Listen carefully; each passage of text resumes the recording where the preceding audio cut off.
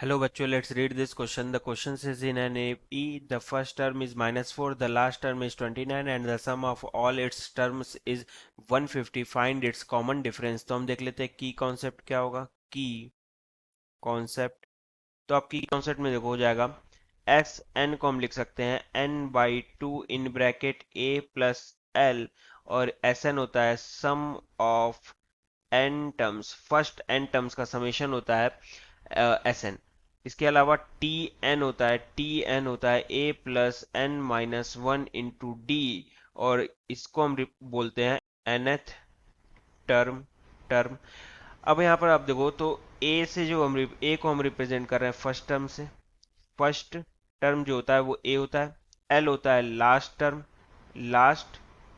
Term, और D होता है common common common difference difference, और एन जो है वो नंबर ऑफ टर्म्स है, और डी हमें फाइंड करना है. तो अब देखो यहाँ पर दिया है summation of n all its term is 150. तो हम वहाँ फॉर्मूला लगा सकते हैं कि 150 इज इक्वल टू होगा n/2 in bracket first term हमें -4 दिया है और लास्ट टर्म हमें 29 दिया हुआ है.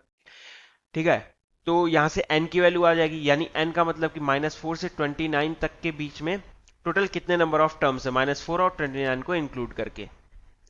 तो इसको सिंप्लीफाई करें तो यहाँ से आ जाएगा 150 इंटू टू यानी 300 इज इक्वल्स टू -4 प्लस 29 यानी 25n. तो n की वैल्यू यहाँ से आ गई 25 से कम 25, देन 25 दूनी 50, तो ये हो गया 12. n इज इक्वल्स टू 12 हो गया.